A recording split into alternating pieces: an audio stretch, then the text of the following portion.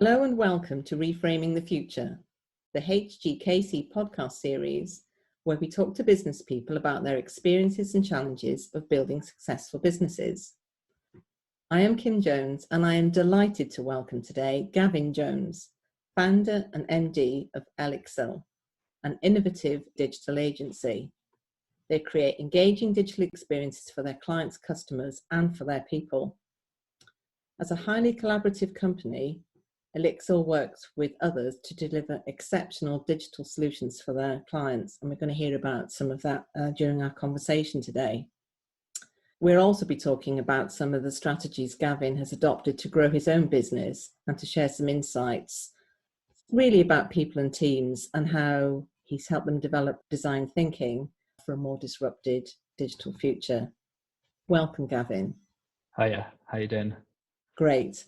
My colleague Jane Short introduced us, recognising our shared passions for all things digital. So that would be a good start to tell us a bit about yourself and where this journey started for you. It's been an interesting one for me. I mean, I've always been kind of very much focused on the creative and design side.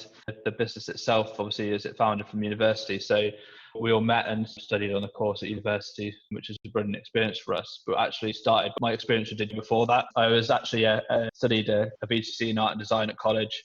The common joke is that I was a designer that couldn't draw, or the artist that couldn't draw. So I always liked building things with my hands, and I had this vision that if I go to university and study digital design, I'd be focusing more on building like 3D models and that side of things. So I always had a load of ideas. My capability to deliver was not necessarily as strong as my ability to kind of have visions and have ideas. So when I had the opportunity to go to university and meet a really amazing group of people, it kind of became a natural bond and a natural opportunity there to create an organisation that worked. We spent 4 years studying together. It was great kind of because being able to create ideas, have a team of people who are strong designers, strong developers, who had the ability to build the ideas that you have is something that I really enjoyed. I really like to have that team available. Build on that strength of having strong conceptual skills, but not necessarily execution. And that's why, finding a good team of people so that you all work to your strengths is a really important part of building a good business and knowing your own limitations. Definitely, 100%. I think their core skills, having those skills in place, definitely we kind of fell into a natural pattern, our natural roles kind of in regards to how the team was structured. And we had the opportunity in our final year to kind of do that kind of the business course or the business module in our final year. And that kind of helped to solidify those structures in place.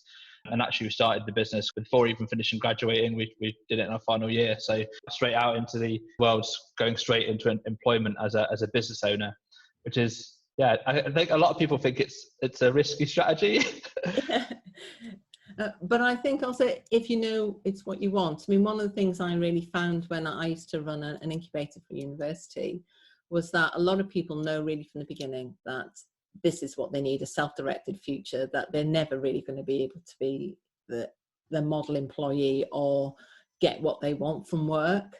They're driven in a different way right from the beginning, and you can see that in yourself. So kind of set the scene a bit. When did you start at Elixir then? What year?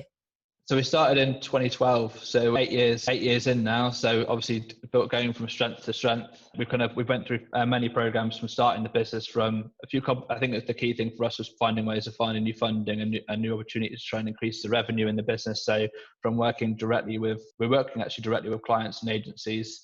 So even from the start, we had the capability and we were delivering work for people like JP Morgan, Toyota, Avato, which is a large financial organization. So working directly with those large organizations was a really good kind of capability builder for us, but also kind of evidence to us that we had the skills and capabilities to deliver those kind of high grade projects for those kind of that level of client, and really helped kind of raise those aspirations of what we could be doing with the business as well. So tell us a bit about the work that the firm does then. What kind of things do you create? So it is as varied as it sounds. So last year we built a high score system for a water slide. So we're looking at trying to find new ways of engaging people who visit water parks and leisure centres to try and make it more of an enriched experience rather than just going there to swim. It's about creating competition. So it's all about people and engagement and that side of things. And we're currently in the process of designing a CRM system for a large insurer. So it's about people. It's how do you help the team to kind of better manage their relationships with their customers.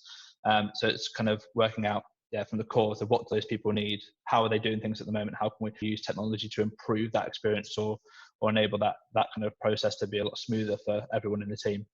So is that taking digital experiences and digital journeys into the real world as well? So when the customer finally arrives at the... It's definitely about merging both. I think my biggest, we're a weird case in when people talk to us. A lot of people come to us and say, oh, digital is going to take over everything. We should be driving digital and be digital first. Actually, no, you should be people first. There's so many stories I hear of people and organisations and councils kind of going and driving the digital agenda and ultimately forgetting about the people who don't actually want to be on that train. You need to think about those people and work at how you're going to meet those needs of people who don't want to engage with digital. It's not about educating them to be more digital. If they don't want to be there, you're going to have to create something which meets their needs and make sure they're still catered for. So you must have to work with others, so collaborate with lots of different technology partners and capabilities here to deliver such a range of projects. Tell us a little bit about that. Yeah, so Edixor itself we're part of a wider development group. So our commercial director has a mobile app development house in Hampshire and also has a development house in Warsaw as well. So we're, in regards from a technical delivery point of view, the team in Warsaw is about 400 plus developers. So from a capability point of view, we can scale from small scale kind of prototyping projects all the way up to enterprise level delivery. And we also run a digital network in Plymouth as well of digital and creative people who have a really good wide ranging skill set from photography and design all the way through to VR and AR. So it means that we can kind of draw on our own internal capabilities, but also bring people in from our local network to kind of use them and use their skills and expertise and basically be stronger because of what we can offer our clients. We become kind of the digital team for those clients to go to, and then we bring in the expertise rather than trying to do everything ourselves. We bring those experts in so the client's getting the best possible kind of skills and capabilities they need. You just said earlier about it being very much about designing and thinking about those processes. So I know you use design thinking and it frames a bit about how you approach projects and your business. So tell us a little bit about that. I think the design thinking approach is something we were introduced to by our now head of UX, Rob Breed. So Rob Breed was at IBM for 20 years and he introduced us to design thinking as a process 4 or 5 years ago. And since we discovered it and worked out the power it could have, we've embedded it and been working with Rob to embed that as part of our process. And what it allows us to do is, design thinking allows you to reframe the challenge around the people that it impacts. The power of that is you're designing and building products and services around the needs and problems of people, which means you're going to create something which is going to have real impact because you're actually building something that sorts a real need. The second powerful aspect of that is the process is about bringing people together to help solve those problems. So we work with organizations. So one example, last year we were working with an organization who'd just gone through a merger. They had a department down here in Devon and Cornwall and an organisation in Somerset based, and they'd merged the two organisations together. So usually when we go into a room, we expect to be the only strangers in the room. It's not always necessarily the case. So with this client, most of the team, although they're part of the same organisation, never actually met each other. But they're all dealing with the same people. They're all dealing with the same customers. So by bringing them together and actually focusing on who those customers are and what challenges that those guys are going through, the team in Somerset might have already solved some of those problems that the team in Devon might still be battling with. But also they might both be also trying to tackle the same challenges, the same problems. And by focusing around the core person, which is their single point of similarity, they can start designing solutions together that are actually going to strengthen both parts of those organisations. So it's a really powerful process to go from that side of things. That's a really great example as well of that design thinking. It's all about the people. And kind of that really brings me to my next question. Being talent rich is one of the key defining strategies of high performing businesses. And it's one of the things that's come out of Accenture's pivot to the future thinking. You operate in a very highly competitive and fast changing market in the digital space. And the current environment has encouraged us to all embrace new ways of working too, throughout the lockdown and what our new normal will look like. So how are you rethinking and adapting for the agency of the future? I think for us, we've always kind of like to think of ourselves as being fairly aware, or trying to be as aware as possible as what's coming around the corner. With the agency makeup anyway, we're a mixture of in-office and remote working. So a couple of our team work across the UK. So Ed's based in Hampshire, Rob's based in Swindon, Natalia's based in Cornwall. So we have people who are spread around the UK as a nature of the beast. And I think in Rob's case, for example, it's very, if you want to find really strong talent and you want to find people, they're not always going to be in your locality. You have to have the flexibility to be able to go, wait a second, if there's someone here who's got the skills and capability that have a massive impact for our business, what can we do to make sure that we can make them feel comfortable as part of the team? And that's not necessarily dragging them however many 100 miles to relocate or even dragging them how many hours to have meetings every single week. So we have a structure in place that allows us to have those keeping in touch days. It's really important for our team to have face-to-face times when it's possible, but it's about managing the frequency of that. And because of our location, we do a lot of remote working. So we run our workshops by video calls, both kind of whether we're working directly with a client or we're doing internal collaborative type projects. And on the hiring point of view, I think you have to look at the situation and go, when does it make sense to make a hire? And when does it make sense to use the talent that's around you, whether that's in your city or whether that's in the country or the people that you know? I think in the current climate that we're in, I think a lot of people who have expanded or grown their team by a huge amount have suddenly found themselves with a team that's way too bloated and are finding themselves in really challenging times.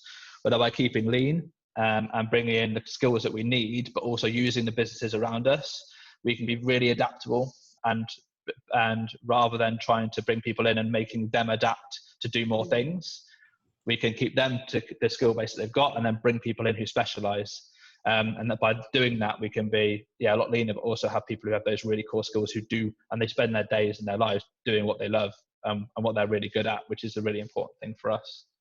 Have you had to use lots of new tools, or have you been able to use what you already had as ways of working because you're already working remotely? I think we've had to use more tools mainly because of other people using new tools rather than that. So it's more a case of the amount of different video platforms that I'm having. I could be on 3 or 4 different video platforms in a single day just because different clients and different people are using different tools, but mainly from that side of things. In regards to the collaboration side, so we use Miro pretty much for all our workshops and our collaborations and that side of things, and we have them for a while, and it's just a case of trying to work out it's more about putting the processes in place as to how to make that a stronger platform to use with our clients. And those tools, we're already seeing those tools adapting and building to improve, to fit around the situation. So as people start to work more remote, those tools although they're built for that kind of practice, have worked in that way. I mean, another example of that is for example, Google Docs.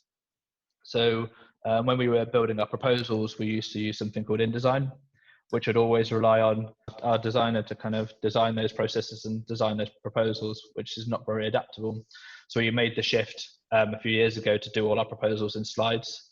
And what that allows us to do is, if I want someone to check something, or I want someone in the team to look at it, they could be making changes and adapting our proposal while I'm still working on other parts of that proposal. And I have 3 or 4 team members working on something at the same time, which is a beautiful thing to be able to do. Very efficient, having replicable processes that are sound and you haven't got to keep checking on them, and it gives everyone confidence that no matter where they are, it'll support them to do the work. Yeah, definitely. That you get huge insights from the work you do, particularly around engaging teams. One of the things we've just been talking about here. So let's explore how businesses can be more innovative and focus on their teams to adapt and shape the services they offer by sharing some of the insights and the learnings that you've had over these last 8 years. I think the main thing for me is trust.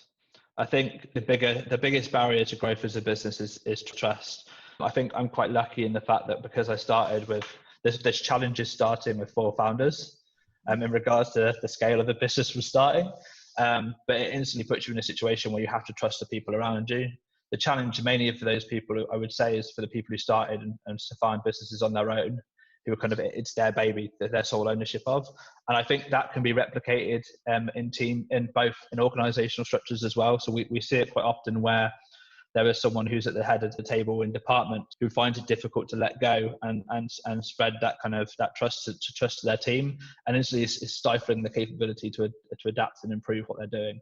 So I'd say be more But trusting of the people around you is probably the main thing I would say as a key mechanism, and put processes in place to try and make sure that if you do want to check they're doing things, then put processes in place which aren't kind of overbearing, but also allow you to measure the impact that you're having. I think coming back to that kind of that design thinking methodology again, spend some time getting out of your own head is probably one of the other things as well. There's so many times when you'll make decisions based off some assumptions, and being aware, and the key thing is being aware of what is an assumption. So do you do a bit more group decision making as a leadership team then, so that you can share that as a process?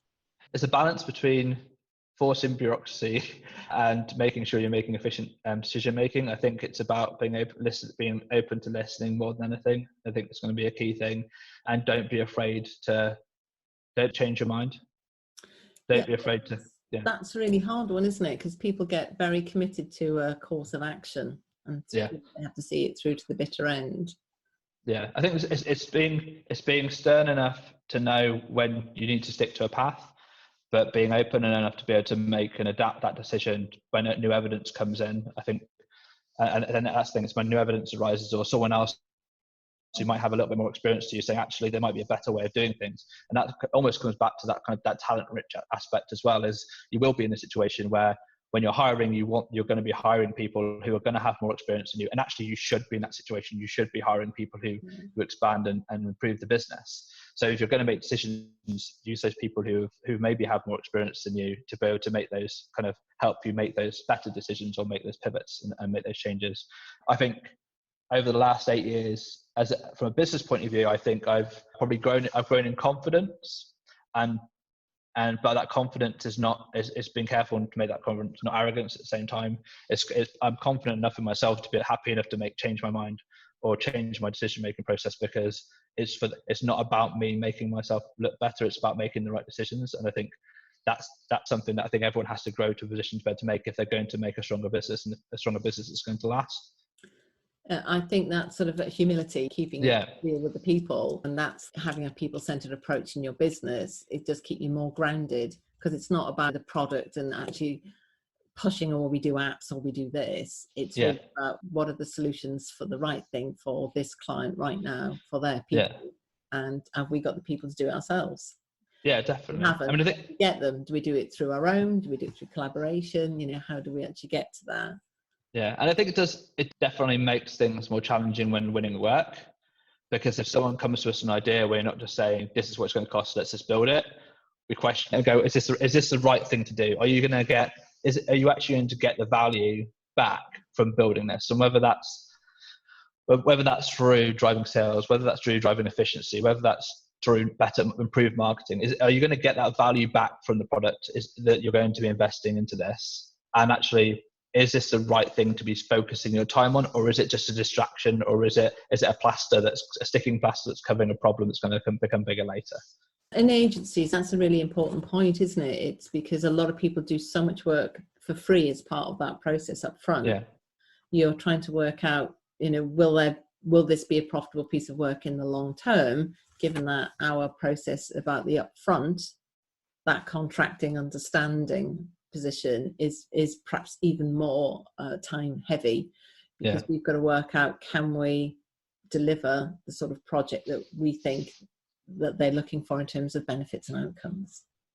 Yeah, I think there is a lot of time up front, and I think the biggest challenge with digital itself is just selling something that people can't necessarily hold in their hands either, and at the moment people still struggle to kind of visualize. We're going through that process at the moment where we're talking to clients who are looking to build products and services that are going to go to investors or going to go to get additional funding, and they're trying to sell their idea, but it's not visualized. So it's about us going, okay, well, actually, how can we support you to prototype that? How can we support you to design something that makes that an easier thing to visualize? Yeah. And that's kind of trying to solve those key problems for those organizations or those entrepreneurs as well.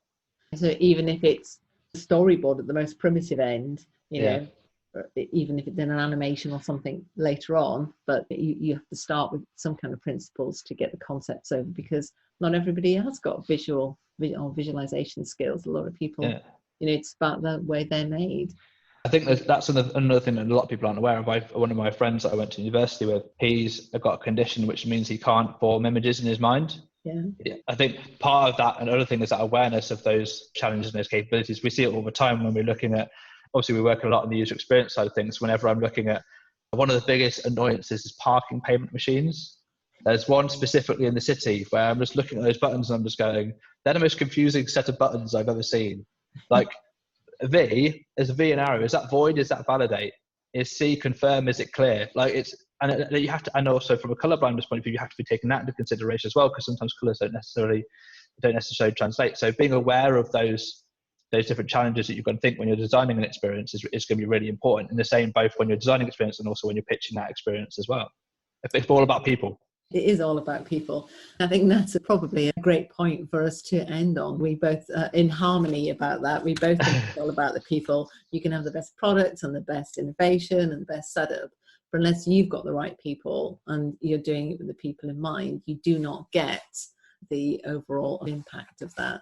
So thank you very much for sharing your insights and the experience of Alexel to date. I'm sure it's got a fabulous future ahead. And we will be putting this up on our website on HGKC Podcasts. And you will also find wonderful blogs and articles to support this on Gavin's website on Elixel. And I will give you the web address. It is www.elixel, and that is spelled elixel.co.uk/blog. So go read. It's a wonderful site full of rich content. Thanks very much, Gavin. Brilliant. Thank you for your time. Thank you. You're welcome.